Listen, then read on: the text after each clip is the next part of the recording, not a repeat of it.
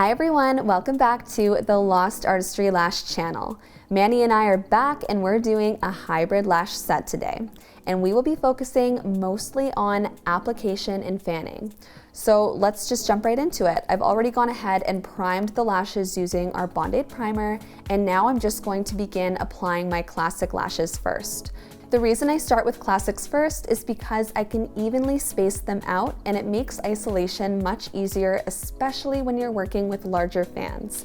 So I'm going to apply a classic extension on every second lash. So since I am doing a hybrid set today, I think it's worth it to cover a few of the questions that you guys always ask us.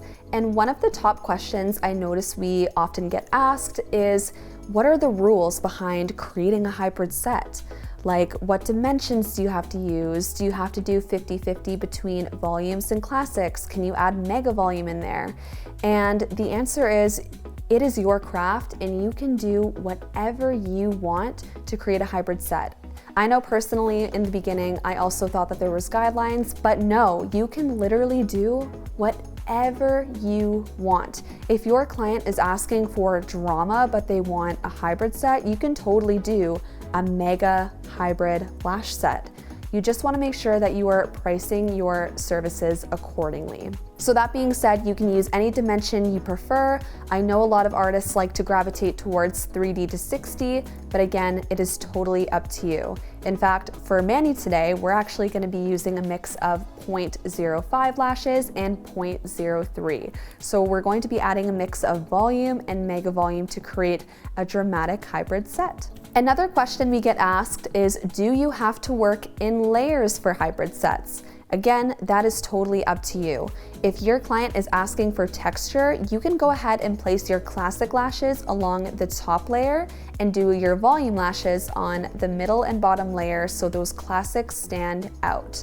Or you can go back and forth between classics and volumes to create a 50-50 blend. It's totally understandable that there's lots of questions around hybrid sets because it almost seems intimidating knowing that the options are almost endless. I find it helpful to have a sit-down conversation with my client and ask what it is that they're looking to achieve in their hybrid sets. Is it texture? Is it fullness? Are they looking for a natural set? But by having them bring in photos, it becomes a lot more clear what it is that they're looking for. Now that we have finished our classics, we can now move on to volume, and I'll be using 0.03 and 0.05 as I mentioned to create 8 to 15D volume fans.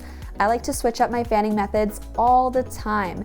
Sometimes I like to fan off of the strip, other days I like to pinch or shimmy, but today I feel like I'm gravitating towards pinching, so I'm gonna show you how I like to do that. The first thing I'm gonna do is I'm going to line up my tweezers horizontally with the strip, and then I'm going to come in nice and slowly and grip my bundle, and I'm gripping about halfway up my bundle. Gonna release the strip towards me, and then I'm going to brush the base along the strip, and that's going to help break up those fibers so that they bundle nicely. And it also helps fan out the lashes. This is what happens when you loosen your pressure when brushing the base along the strip. Make sure that you use all of your pressure when brushing the base to avoid these lashes from moving around. Let's try that again.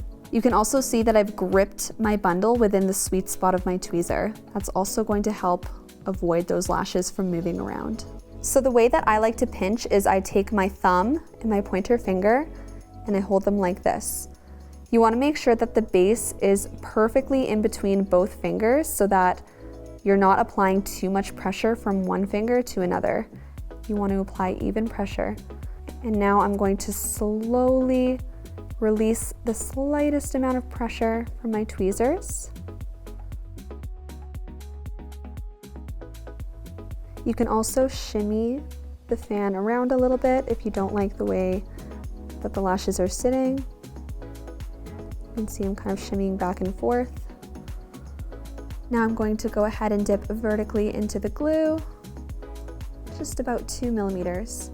And I'm going to bring the base through the divots of my glue well so it looks nice and snatched, nice and pointy, so that it wraps around that natural lash perfectly.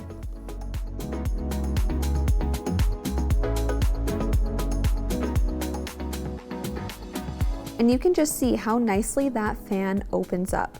I'm going to show you what it looks like when you don't brush the base. So I'm going to grip my bundle, not brush the base, and I'm going to attempt to fan it. You can see the base kind of stays square, but we want it to bundle nicely to a perfect point. Okay, so brush the base. You can see the base is much pointier. Another tip, if you notice that it's really hard to fan out those lashes, is to brush the tips of the lashes on your strip to break up the fibers. So I'm just using a clean mascara wand, and I'm just gently brushing through all of those lashes. Sometimes it's helpful to do this throughout the service, so I always keep a clean mascara wand nearby, and I'll just go through and brush the lashes every maybe 30 minutes or so, just to break them up again.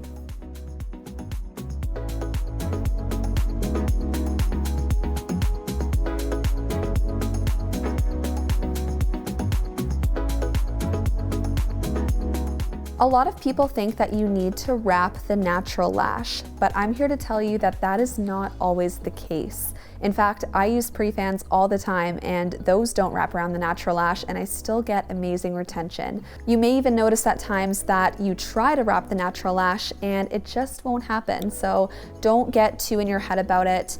If it's not gonna wrap, then just make sure that the base is perfectly applied and you will still get great retention. If you don't know what wrapping is, I'm going to show you right now in this tutorial. So you're first going to create your volume fan, and you're going to make sure that the base is nice and pointy.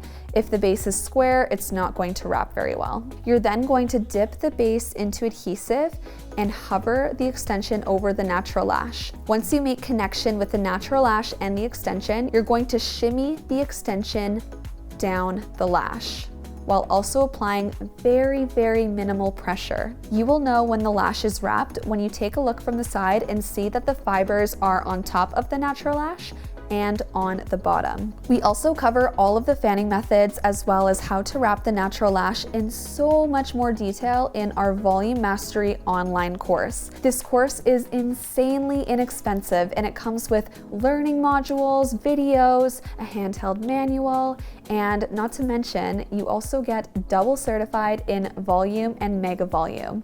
Another added bonus of taking this course, and actually this goes for all of our courses, is you will get 10% off of all Lost Artistry lash products for life, which kind of means that the course eventually will pay itself back. If you're interested in our Volume Mastery course or any of our online courses, we will leave the link down below. Thank you so much for joining Manny and I while we created this volume lash set. If you have any other video suggestions that you would like to see in the future, please let us know. We always love hearing your suggestions and bringing your video inspiration to life.